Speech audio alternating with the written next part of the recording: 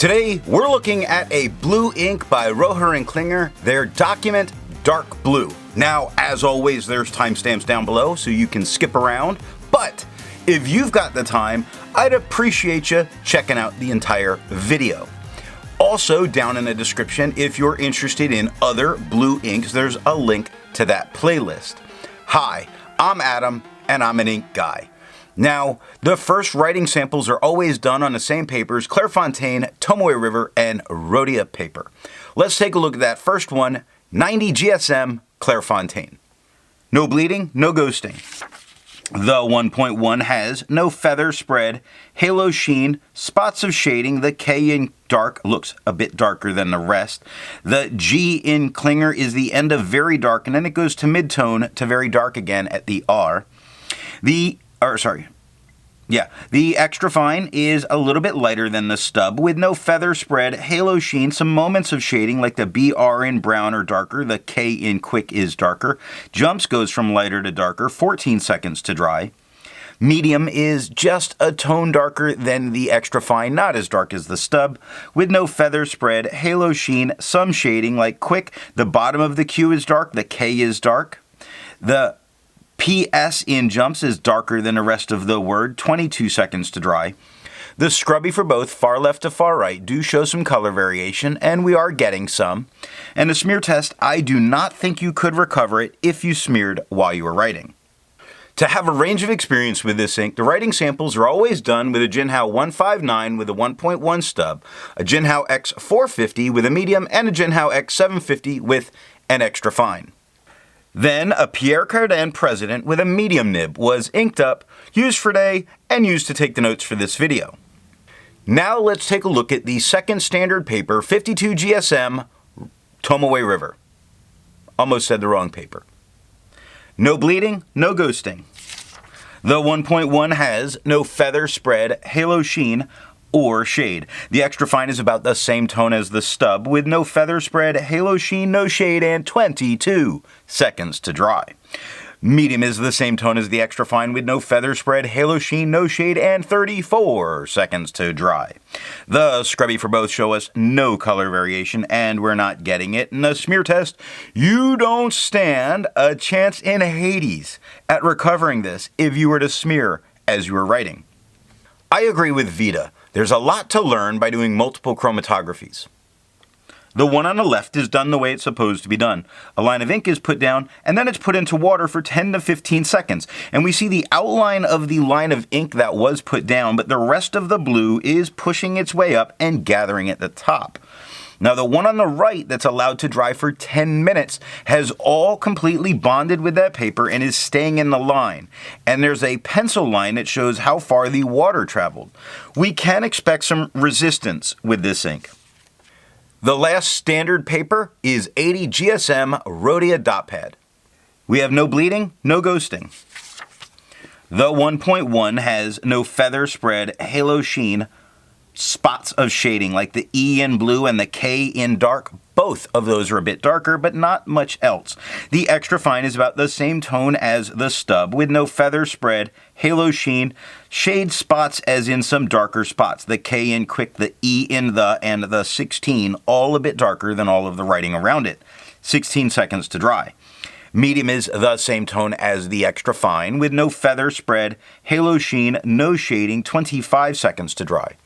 The scrubby for both do show a little bit of color variation, but it's barely to speak of up here.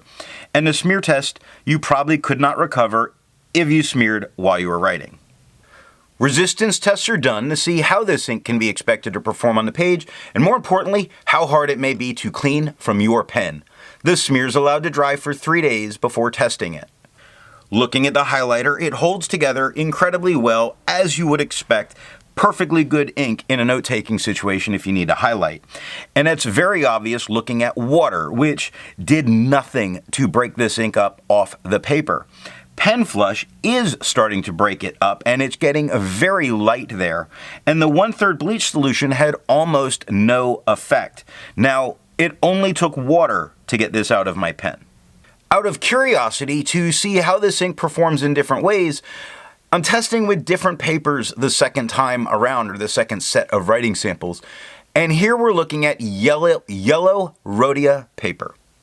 I'm not looking at this so much for performance difference, but much more as a tone change that can occur. And the very interesting thing is that we do get a little bit of a turquoise tone in all of them. They shift a little bit. The stub looks a little bit more of the green leaning turquoise. The extra fine and the medium, just lighter versions of what is that stub. It's very interesting that it becomes much more turquoise, but the scrubby, for the most part, stays blue. Just something to be aware of if you work in a professional environment and write on yellow paper. For the inks tested, the average viscosity was 2.5, with the realm of normal being from 2.1 to 2.9. Rohrer and Klingner's Document Dark Blue has a viscosity of 2.09, making it almost normal, but just a little bit wet. Now there's a link to a video down in the description if you're interested in how the viscosity is tested or how that bell curve's put together. Now let's take a look at black and red paper. We have no bleeding, no ghosting. The 1.1 has no feather spread, halo sheen, and no shade. The extra fine is a bit lighter than the stub with no feather spread, halo sheen, spots of shading like the quick goes darker to lighter to darker. Jumps goes lighter to darker, so there are some spots of it. 6 seconds to dry. Medium is about the same tone as the extra fine, with no feather spread, halo sheen, spots of shading. Quick goes dark to light to dark. Over goes lighter to darker.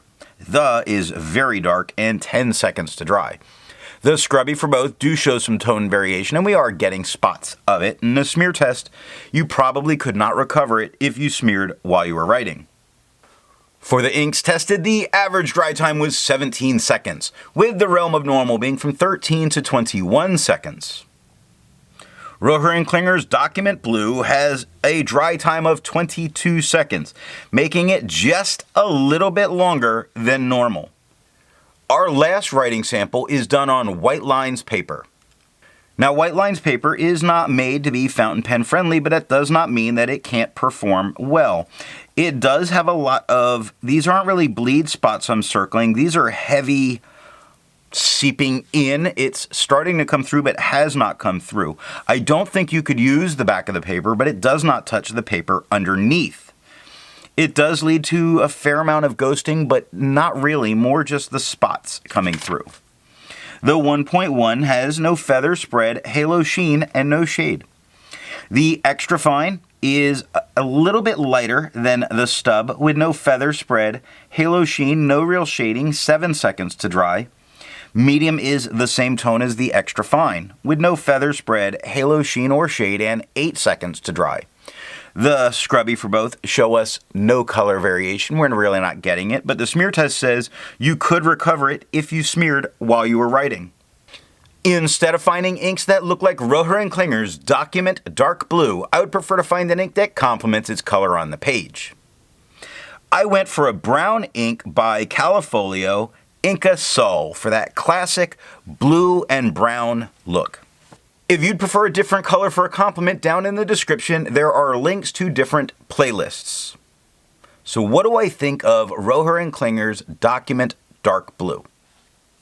It's a nice, darker, but not too dark a blue. It gives some tone variation and some, as in very little, shading. Super permanent. Sometimes that can be very important. If you need a permanent blue, this is a good one.